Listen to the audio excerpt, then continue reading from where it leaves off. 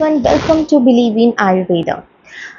और आज हम लोगों का टॉपिक जो है वो पैथोलॉजी यानी कि रोग निदान का है और ज्वर है, जो कि बहुत वेरी वेरी इम्पॉर्टेंट टॉपिक है। और इसका जो है ये बहुत बड़ा भी चैप्टर है, क्योंकि ये बहुत लंबा चलने वाला है और बहुत थोड़ा कॉन्सेप्चुअल भी है। ठीक है, तो लेट्स स्टार्ट द ज्वर। एंड ज्वर का ये एंसेंट वाला पार्ट है। ठीक है, फीवर भी हम लोग डिस्कस करेंगे, बट ये एंसेंट वाला पार्ट है, तो ज्वर भी हम लोग डिस्कस करेंगे। फाइन। आयुर्वेद में ज्वर को एक महत्वपूर्ण व्याधि माना गया है। ये एक बहुत ही महत्वपूर्ण व्याधि है। इसका स्वभाव दारुण है, यानी दारुण स्वभाव का होता है, और ये सभी रोगों में प्रधान होता है। सभी रोगों में प्रधान है, क्योंकि किसी का भी सिम्टम जो है वो ज्वर ही आता है। ज्वर को व्याधि का एक प्रकार भी माना गया, जिसे हम कह सकते हैं कि सभी रोगों में पाया जाने वाला एक लक्षण ज्वर भी है।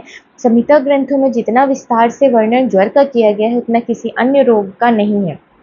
ठीक है, सभी प्राणियों में जन्म से लेकर मृत्यु पर्यंत व्याप्त रहता है। इसकी व्यापकता को देखते हुए सर्वप्रथम ज्वर रोग का वर्णन किया गया है। ज्वर प्रकरण में अनेक ज्वर विषयों का विवेचन किया गया तथा उसका स्पष्टीकरण भी है, जो अन्य व्याधि के ज्ञान में भी सहायक है। ज्वर शरीर व मन को समान रूप से प्रभावित करता है। इसकी विभिन्न अवस्थाएं आयु, जीवन और स्वास्थ्य के लिए समान रूप से उत्तरदायी है।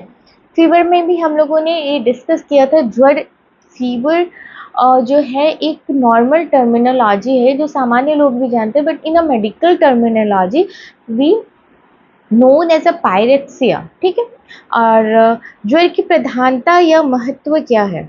ठीक है, ज्वर की प्रधानता या महत्व का ये जो श्लोक है वो बहुत इंपॉर्टेंट श्लोक है। ये है, देहि इंद्रिय मनस्तापि सर्व रोग अग्रजो बलि ज्वर प्रधानो रोगान मुक्तो भगवता पुरा तस्य प्राणिस्पलस्य ध्रुवस्य प्रलयोदय प्रकृति च प्रवृत्ति च प्रभाव कारणानि च। चरक चिकित्सा स्थान 3/4 और 5। ठीक है, reference you have to learn, not learn to remember। तो इसका मतलब क्या है? देहि इंद्रिय मनस्तापि सर्व रोग अग्रजो बलि। कहने का अर्थ है कि ज्वर जो है देह, इंद्रिय, मन, इन तीन भाव पदार्थों की विकृति होती है। ऐसा नहीं है कि ज्वर हो गया तो बस हमारे देह में कोई विकृति होती है। वो हमारे इंद्रिय, वो हमारे मन, इन तीनों पदार्थों की विकृति करती है। देहि इंद्रिय मनस्तापि। ठीक है, सर्व रोग अग्रजो बलि। सर्व रोग अग्रजो बलि का मतलब क्या है? सर्व रोग अग्रज का मतलब है शारीरिक व्याधियों में सबसे पहले ज्वर रोग की उत्पत्ति हुई है। शरीर में जो भी व्याधियां हैं उन सब में अगर सबसे पहला कोई रोग है तो वह ज्वर है। ठीक है, बलि, इसके द्वारा अनेक विकार लक्षण रूप में मिलते हैं, इसलिए तो इसे बलि कहा गया है, क्योंकि ये अनेक विकार मतलब ज्वर के साथ बहुत सारे और भी लक्षण मिलते हैं, इसलिए बलि कहा गया है। ज्वर प्रधानो रोगान मुक्तो भगवत पुरा। प्राणियों के जन्म व मृत्यु के समय अवश्य उत्पन्न होता है। महेश्वर कोप प्रभाव रुद्र के कोप से उत्पन्न होने वाला है। कहा जाता है जब भगवान रुद्र जब मतलब वो जब गुस्से में होते हैं तो ज्वर होता है। ठीक है, इससे क्या होता है? तो हमारा प्रज्ञा, बल यानी ज्ञान, वर्ण, हर्ष एवं उत्साह का हर्ष होता है। ठीक है, श्रम, क्लम, मोह अग्निमंद का जनक है। अग्नि भी हमारा मंद हो जाता है, इसलिए तो खाने की भी इच्छा नहीं रहती है ज्वर के टाइम में। अन्य व्याधियों की तुलना में दारुण है। इस दारुणत्व के कारण ही ज्वर के पाप माँ, मृत्यु, आतंक, क्रोध आदि पर्याय दिए गए। पर्याय याद रखिएगा, क्योंकि ज्वर का पर्याय इंपॉर्टेंट है। मृत्यु, पापमा, आतंक, क्रोध, दुष्चिकित्सा, चिकित्सा करने में कठिनाई होती है। ठीक है, सभी रोगों का अधिपति है तथा अनेक उपद्रवों को उत्पन्न करने वाला है। महामोह स्वरूप वाला है। सर्व प्राणी मात्र उद्भिद और जांगम सृष्टि को व्याप्त करने वाला है। सर्व प्राणियों के प्राण को हरण करने वाला है। अर्थात यदि मनुष्य के अतिरिक्त अन्य प्राणियों में ज्वर की एक बार उत्पत्ति हो गई तो मृत्यु निश्चित है। कहा जाता है कि ज्वर का जो टॉलरेट करने का की भी कैपेबिलिटी है वो या तो इंसान में है, यानी मनुष्य में है, या फिर भगवान में है। देवता तथा मनुष्य के अतिरिक्त अन्य ज्वर के वेग को सहन नहीं कर पाते। मतलब देवता और मनुष्य को छोड़ के कोई और जो भी है वो ज्वर को नहीं टॉलरेट कर सकता है। ठीक है, अब जो ज्वर की उत्पत्ति एवं प्रवृत्ति, ज्वर की उत्पत्ति और प्रवृत्ति कैसी है? आचार्य चरक ने ज्वर आदि रोगों की उत्पत्ति, देखिए थोड़ा सा ओवरव्यू की उत्पत्ति कैसे हुआ।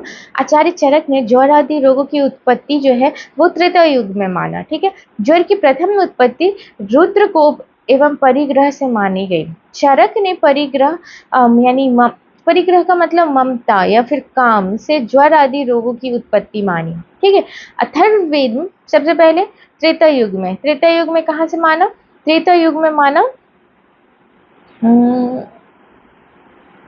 रुद्रकोप और परिग्रह से। ठीक है, आचार्य चरक ने ज्वर आदि रोगों की उत्पत्ति को त्रेता युग में माना। त्रेता युग में ज्वर की प्रथम उत्पत्ति रुद्रकोप और परिग्रह से हुआ। या तो रुद्र का कोप हो जाए, मतलब भगवान गुस्से में हो जाए, या परिग्रह ममता या फिर काम, इन कारणों से ज्वर होता है। अथर्ववेद में अथर्ववेद में ज्वर का उत्पादन अग्नि और वायु से माना गया। आचार्य चरक एवं माधवकर ने ज्वर की उत्पत्ति दक्ष से अपमान, क्रुद्ध रूप से, निश्वास से माना गया। ठीक है, तो त्रेता युग में किस चीज से माना गया? तो काम यानी ममता, रुद्रकोप और परिग्रह से माना गया। फाइन, त्रेता युग में रुद्रकोप और परिग्रह से माना गया। अथर्ववेद में अग्नि और वायु से माना गया। चरक और माधवकर ने ज्वर की उत्पत्ति दक्ष के अपमान, क्रुद्ध रूप से माना। ठीक है, अब हम लोग आगे चलते हैं।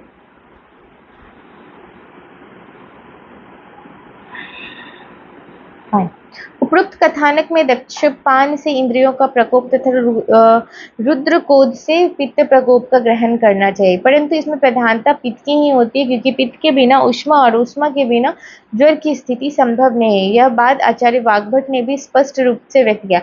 यहाँ ये समझाया जा रहा है कि ज्वर जो है इंद्रियों के प्रकोप तथा रुद्र क्रोध से पित्त प्रकोप का ग्रहण करना चाहिए।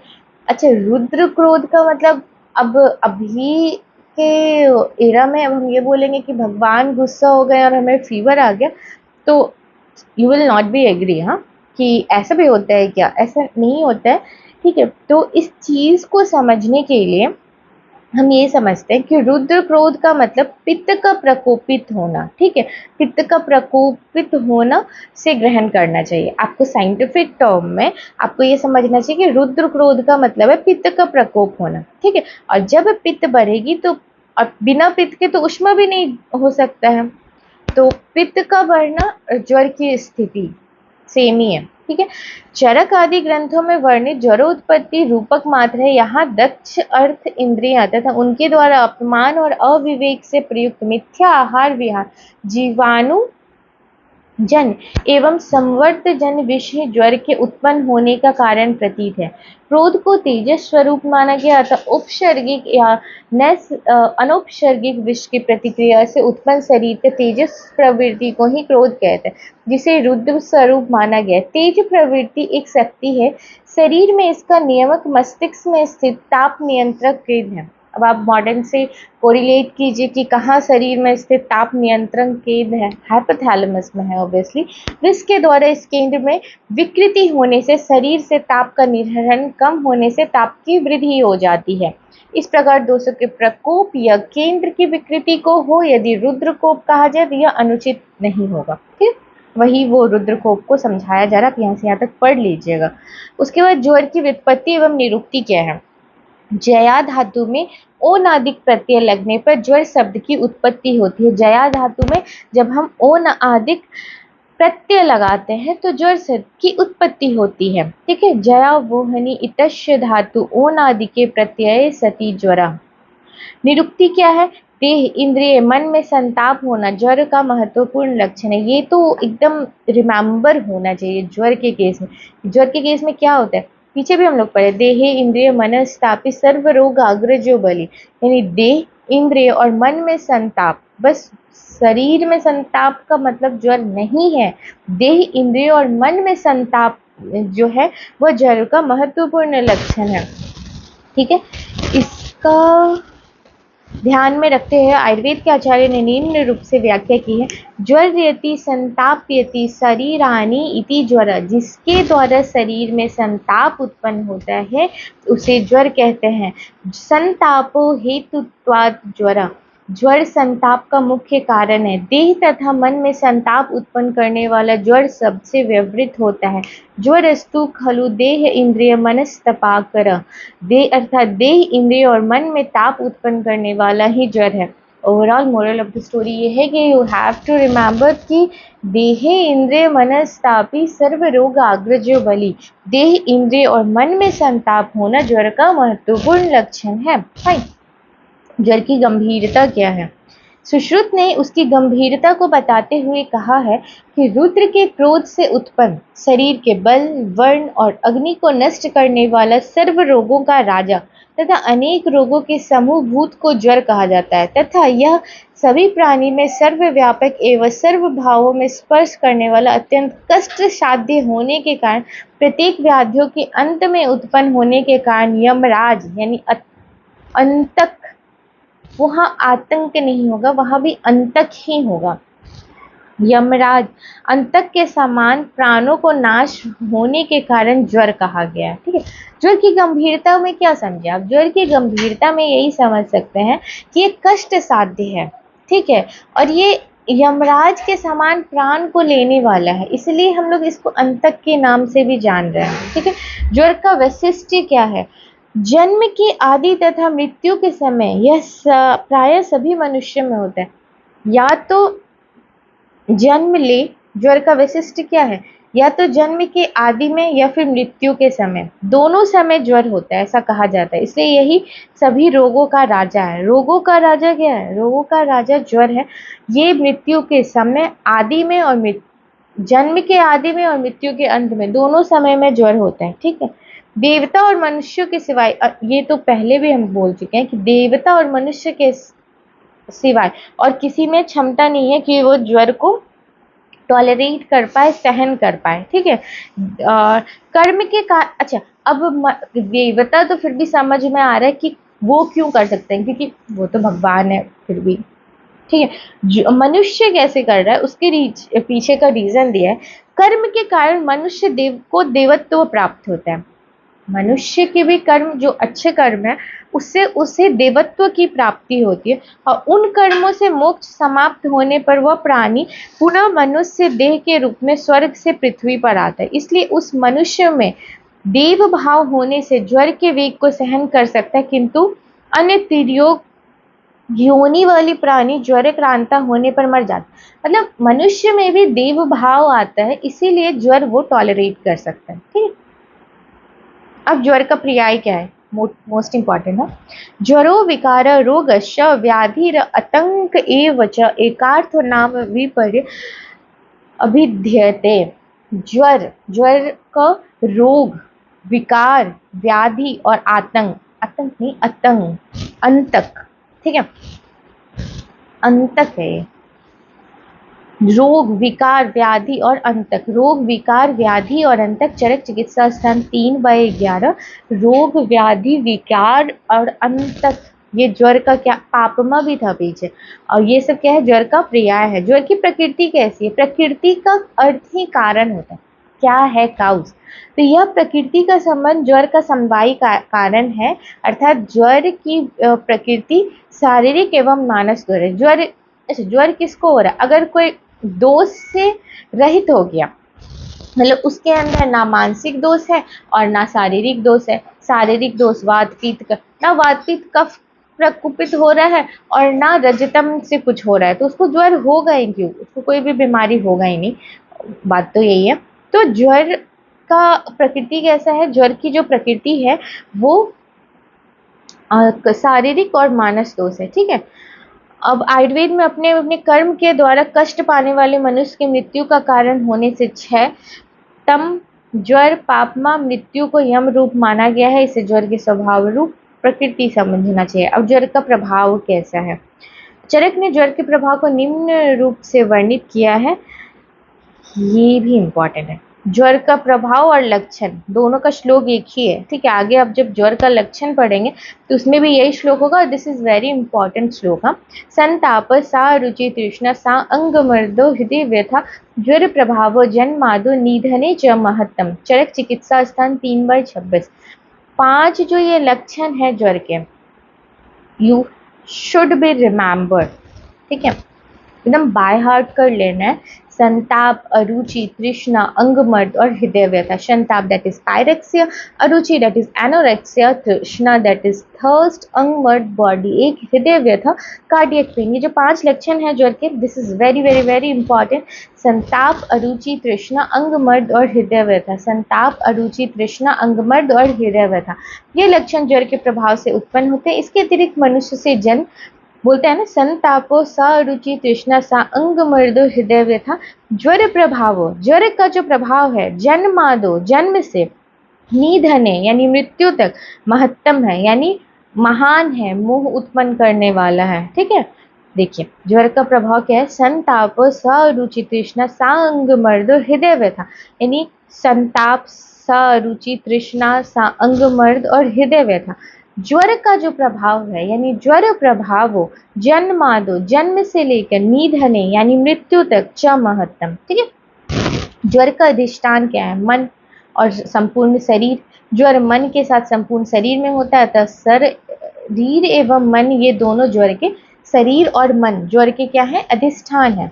ओके, ज्वर के प्रकार क्या हैं? ज्वर के प्रकार जो है इस तरीके से डिवीजन में 12 है, जिसके सब डिविजन्स ऐसे चलेंगे, ठीक है। मतलब ये अलग अलग होंगे, ऐसा नहीं है ज्वर का पूरा कोई प्रकार है, ठीक है। इसको अब आपको on the basis of what, कि ज्वर किस बेसिस पे पूछ रहा है। सबसे पहले अधिष्ठान भेद से शारीरिक और मानसिक, स्वभाव भेद से सौम्य और आग्नेय, गति भेद से अंतर्वेगी और बहिर्वेगी, काल भेद से प्राकृत और वैकृत, साध्य असाध्य भेद से साध्य और असाध्य, दोष काल अनुसार भेद से दोष बल और काल बल प्रवृत्त, ठीक है।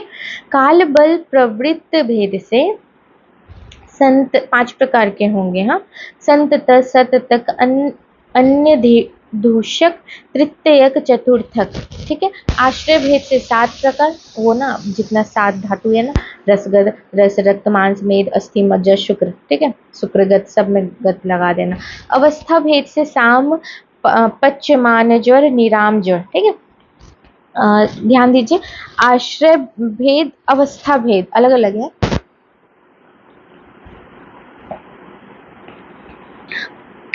अवस्था भेद से साम ज्वर, पच्यमान ज्वर और निराम ज्वर, और काल भेद से नव ज्वर और जिन ज्वर। नव ज्वर, ऐसे ज्वर में लंघन बोला जाता है ना, लंघन करवाने के लिए नव ज्वर में, लेकिन लंघन नहीं होता है। कारण भेद से निज और आगंतुक ज्वर। फाइन, आगे बढ़िए। कारण भेद से 8 प्रकार के होते हैं, वात, पित्तज, कफज, वातज, पित्तज, वातज, कफज, कफज, पित्तज, 3 बन गया, सनिपातज और आगंतुज। याद करना इजी है इसका, वातज, पित्तज, कफज, और फिर इनका कपलिंग करके, और फिर सनिपातज और आगंतुज। आगंतुज भेद से 4 प्रकार के ज्वर होते हैं, अभिघातज, अभिसंगज, अभिचारज, अभिसापज। फाइन, अभिघातज, अभिसंगज, अभिचारज, अभिसापज। ज्वर रोग के सामान्य हेतु क्या है, इसके कारण क्या है ज्वर के? स्नेह आदि कर्मों का मिथ्या, या तो स्नेहन वगैरह जो है वो ज़्यादा हो गया है, ठीक है। क्योंकि कभी कभी सुनते हैं हम लोग, वो जो पंचकर्मा होता है, स्नेहन स्वेदन होता है, वो भी करवाने से किसी को ज्वर आ जाता है, ठीक है। या तो उसका मिथ्या हो गया है या तो अतियोग हो गया। विविध प्रकार के अभिघात से, रोगों के उत्थान एवं प्रपाक होने से, अतिश्रम करने से, जिस दिन बहुत काम कर लेते हैं उस दिन भी ज्वर आ जाता है। धातु क्षय की अवस्था से, अजीर्ण की स्थिति में या विषग्रस्त होने से, 7वें एवं ऋतुओं के परिवर्तन से, विषयुक्त औषध एवं पुष्प की गंध से, मनो अति शंका से, काम क्रोध भय आदि से, अभिचार, विपरीत मंत्रों, उपचार आदि कृत्य द्वारा, अभिशाप, श्रेष्ठ जनों के श्राप से, प्रसूता तथा अप्रसूता यानी प्रेग्नेंट लेडी का बात करते हैं, स्त्रियों द्वारा अहितकर आहार से विहार के सेवन करने से, प्रथम स्तन्य अवतरण के समय तथा स्तन्य में विकार होने से दोषजन ज्वर उत्पन्न होता है, ठीक है। आयुर्वेद में वात आदि दोष को ज्वर का सन्निकृष्ट कारण माना गया है तथा मिथ्या आहार विहार आदि विप्रकृष्ट कारण माना गया है। ठीक है। आधुनिक विज्ञान में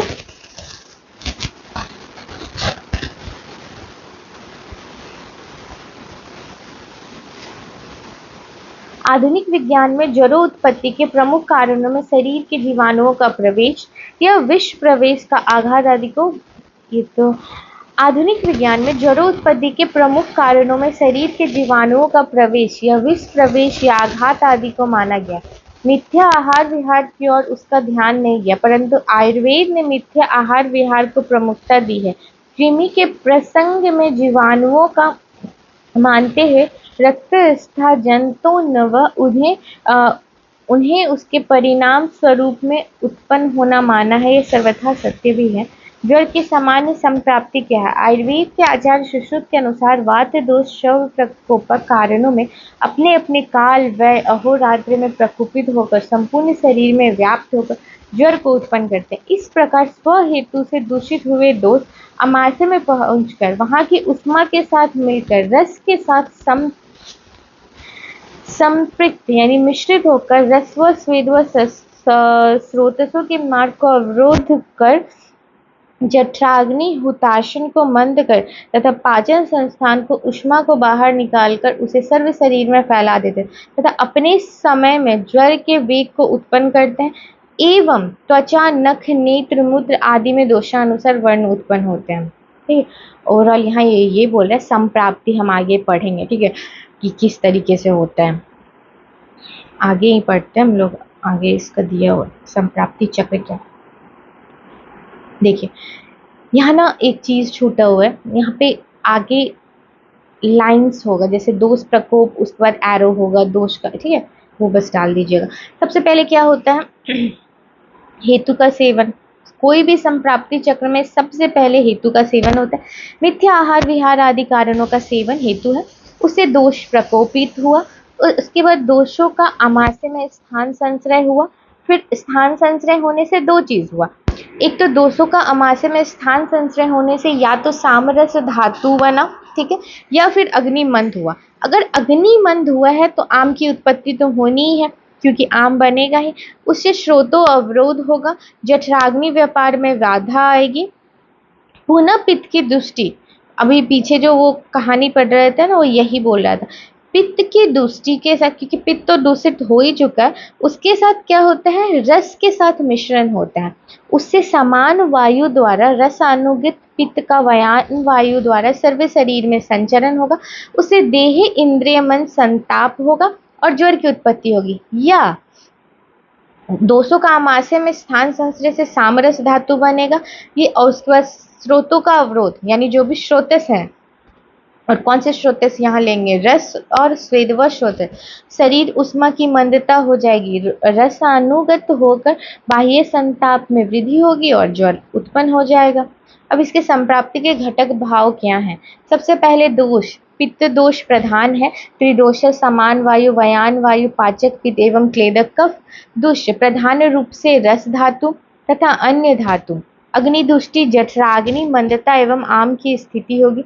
स्रोतस रस्व और श्वेदव प्रधान रूप से होंगे, श्रोतोदुष्टि संग यानी ऑब्स्ट्रक्शन होगा। अधिष्ठान क्या है? शरीर और मन, पीछे भी पढ़े थे। संचार स्थान क्या है? रसवाही धमनियों द्वारा शरीर में फैलेगा। उद्भव स्थान कहाँ से शुरू हुआ? अमाशय से, पित्त के लिए बोल रहे थे ना। व्यक्त स्थान कहाँ तक फैला? त्वचा में ही ना, हम लोग फील कहाँ करते हैं टेम्परेचर, जो संताप है वो हमें त्वचा में फील होता है। स्वभाव आशुकारी एवं चीरकारी। रोग मार्ग बाह्य एवं आभ्यंतर। साध्य एक दोष उत्पन्न एवं नवीन, जो एक दोष से उत्पन्न ज्वर है वो तो साध्य है और नवीन ज्वर भी साध्य है। असाध्य कौन है? जो जीर्ण ज्वर हो गया, त्रिदोष ज्वर हो गया, अग्निक्षय की अवस्था में हुआ। अब ज्वर के सामान्य पूर्व रूप क्या? ज्वर के आने से पहले क्या होता है? ये तो आप खुद भी जानते हैं कि ज्वर फीवर आने से पहले हम लोग को क्या फील होता है? श्रम, अर्ति, विवर्णता, वैरस्य, ठीक है, नयन पल्व और शीतवात आतप। देखिए सबसे पहले शरीर में थकावट होती है, अर्ति मन में बेचैनी सी लगती है, विवर्णता शारीरिक वर्ण हानि होती है, वैरस्य स्वाद की विकृति होती है, नयन पल आश्रुपूरित पूरा आंख भरा लगता है, शीतवात आतप में बैठने की इच्छा होना और कभी द्वेष ना होना, कभी मन करता है और कभी मन करता है ना बैठे। जृंभा आती रहती है।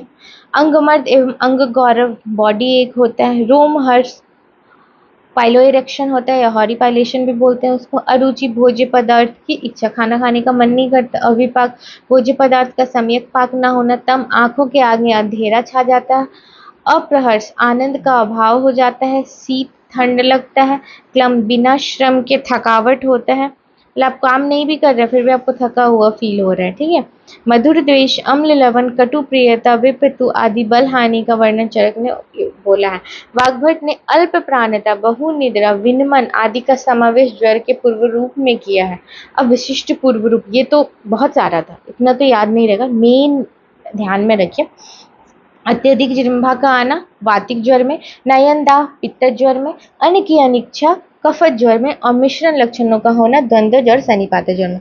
यू मस्ट बी रिमेम्बर्ड, हाँ, अत्यधिक जृंभा वातिक ज्वर में, नयनदाह पित्त ज्वर में, ज्वर की अनिच्छा कफत ज्वर में और मिश्रण लक्षणों का होना द्वंद्वज एवं सन्निपात ज्वर में। फाइन। आधुनिक दृष्टि से उपरोक्त लक्षणों का समावेश ज्वर के संचय काल इंक्यूबेशन पीरियड में कर सकते हैं। संचय काल में जीवाणु तथा व्याधि क्षमता इम्यूनिटी में संघर्ष होता है। इस संघर्ष में यदि शरीर की व्याधि क्षमता अल्प होती है तथा ज्वर आदि रोग की उत्पत्ति होती है, संचय काल में जिन लक्षणों का प्रादुर्भाव होता है उनको रोग का पूर्व रूप कहते हैं। ज्वर का प्रत्यात्म लक्षण, वेरी इंपॉर्टेंट टॉपिक। ज्वर प्रत्यात्मकम लिंगम संतापो देमानस ज्वरेन विषतभूतम नाही किंचिन तप्यते। ठीक है, चरक चिकित्सा स्थान 3/31। ज्वर प्रत्यात्मकम लिंगम संतापो देमानस अर्थात शरीर एवं मन का में एक साथ संताप का होना ज्वर का आत्म लक्षण है। ज्वरेन विषतभूतम नाही किंचिन तप्यते, प्राणी मात्र के शरीर में ज्वर के समय ऐसा कोई भाव शरीर में नहीं है जिससे ताप ना हो। फाइन, ये श्लोक बहुत इंपॉर्टेंट है, रिमेंबर कर लीजिएगा। ज्वर प्रत्यात्मकम लिंगम संताप दे मानसा ज्वरेन विषतभूतम नाही किंचन तप्यते। आचार्य सुश्रुत एवं माधवकर ने ज्वर के 3 प्रत्यात्म लक्षण बताए, ये भी याद रखिएगा।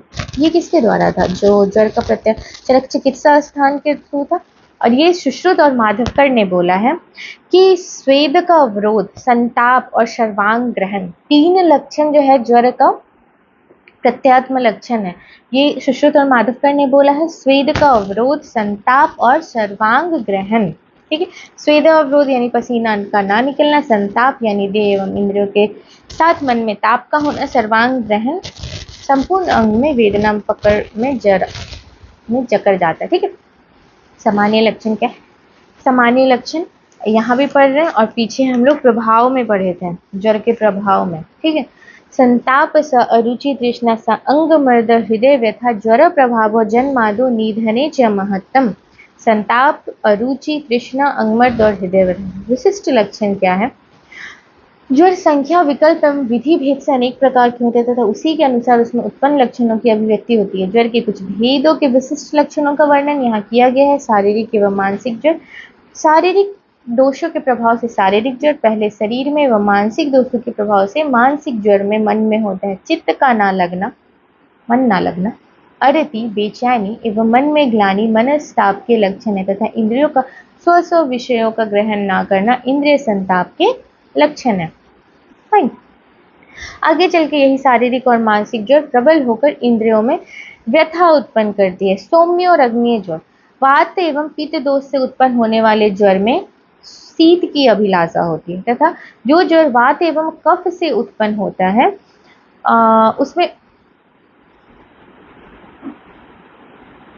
उसमें उष्ण पदार्थ की इच्छा, मतलब अपोजिट टेस्ट। लाइक वात और पीत का है तो ठंडा ठंडा चीज, वात और कफ का है तो गर्म गर्म चीज खाने का मन करती है। दोनों का मिश्रण ज्वर से उत्पन्न होता है तो रोगी का शीत एवं उष्ण की इच्छा होती है। सौम्य एवं आग्नेय ज्वर का होना, वायु के साथ पित्त एवं कफ का अनुबंध होना आवश्यक है क्योंकि वायु उत्तम योगवाही होता है। दोनों ज्वर प्रकार के, मतलब कह रहा है ना, वायु कॉमन है चाहे पित्त के साथ हो या कफ के साथ हो क्योंकि ये योगवाही है। वह तेज पित्त से मिलकर दाह उत्पन्न करता है तथा शीत से मिलकर शीत उत्पन्न करता है। अभ्यंतर एवं बाह्य ज्वर, इसी को अंतर्वेग एवं बहिर्वेग ज्वर भी कहते हैं। इसके निम्न लक्षणों का वर्णन किया गया। अंतर्वेग ज्वर में अंतर्दाह, तृष्णा अधिक यानी बहुत सारा प्यास लगना, प्रलाप, श्वसन की वृद्धि, आपका ब्रीदिंग फास्ट हो जाएगा, भ्रम होना, संधि एवं अस्थियों में तीव्र पीड़ा, अश्वेत, स्वेद भी नहीं आएगा यानी स्वेटिंग नहीं होगा, दोष व मलों के निसरण में बाधा जैसे लक्षण पाए जाते हैं। बहिर्वेग ज्वर में शरीर के बाह्य भाग में संताप की अधिकता, तृष्णा आदि रोगों का होना एवं शरीर मार्दव होना बहिर्वेग ज्वर के लक्षण है। यह ज्वर सुख साध्य होते हैं। बहिर्वेग में क्या था? तृष्णा आदि रोगों का होना, उसमें भी था, अंतर्वेग में भी, ठीक है। शरीर मार्दव होना बहिर्ज्वर का लक्षण। अंतर्वेग ज्वर का सुश्रुत ने गंभीर ज्वर भी कहा है। अंतर्वेग जो ज्वर है उसको सुश्रुत ने गंभीर ज्वर भी कहा है, क्योंकि गंभीर धातु में प्रविष्ट होने के कारण उत्पन्न होता है। इस प्रकार ज्वर को कष्ट साध्य मानना चाहिए। प्राकृत एवं विकृत ज्वर, जो अभी सीजनल सबको फीवर हो रहा है वो कौन से ज्वर में आ रहा है? तो वो प्राकृत और वैकृत ज्वर में आ रहा है, क्योंकि काल के नियम अनुसार जिस ऋतु में जिस दोष का प्रकोप होता है उस ऋतु में उसी दोष के कारण उत्पन्न ज्वर को प्राकृत ज्वर कहते हैं। अर्थात बसंत एवं शरद ऋतु में उत्पन्न होने वाले क्रमशः कफजन एवं पित्तजन ज्वर को प्राकृत, और ये सुख साध्य होते हैं, खुद ही ठीक भी हो जाता है, हम लोग मेडिसिन नहीं लेते हैं तो भी। यह ज्वर का अपना प्रभाव है। तुल्य ऋतु एवं तुल्य दोष होने पर भी सुख साध्य होता है, क्योंकि कहा गया है ज्वरेन तुला दोषत्वम प्रमेह तुल्य दुष्यता रक्त गुल्म पुराणत्वम सुख साध्य लक्षणम। वर्षा ऋतु में जल तथा औषधीय अम्ल विपाक वाली होती है जो शरीर में पित्त का संचय करती है। शरद ऋतु में सूर्य की किरणें प्रखर होती है, उसके तेज से पित्त प्रकोप होकर पैतिक ज्वर होता है। इस पित्त का कफ दोष के साथ सानिध्य रहता है तथा विषर्क काल के होने से यदि इस प्राकृतिक ज्वर में भोजन न किया जाए तो इससे भय नहीं रहता। चरक ने कहा है कि हेमंत ऋतु में जल एवं औषधियों का विपाक मधुर होता है। मतलब अलग अलग ऋतु का बात करें जिससे कफ दोष का संचय होता है। पुनः वसंत संजय प्रकोप प्रेशर पढ़े हैं हम लोग, वही उसी का डिस्कशन चल रहा है। मतलब प्राकृत और वैकृत ज्वर इसी कारण होता है। स्वाभाविक काल वर्षा काल में उत्पन्न होने वाले वातज ज्वर भी प्राय कृच्छ साध्य होते हैं। मान लो स्वाभाविक काल वर्षा काल है और उसमें वातज ज्वर हुआ, वो कृच्छ साध्य। साथ ही साथ ऋतु से भिन्न ऋतु में उत्पन्न होने, जिस ऋतु में जिसके प्रकोप से ज्वर होना चाहिए वही होना चाहिए तो वो सुख साध्य होता है, नहीं तो वो कृच्छ साध्य हो जाता है, ठीक है। कफोज एवं पैतिक ज्वर विकृत कहलाता है तथा यह भी कृच्छ साध्य होता है। साध्य असाध्य ज्वर, अच्छा ये हमारा वीडियो बहुत लंबा हो गया, 32 मिनट्स ऑलरेडी हो चुका है। तो इस जो आगे साध्य तथा असाध्य ज्वर है ये हम लोग नेक्स्ट वीडियो में डिस्कस करेंगे। ज्वर का लंबा लेक्चर चलेगा क्योंकि ये बहुत बड़ा टॉपिक है। Thanks for watching and please subscribe my channel.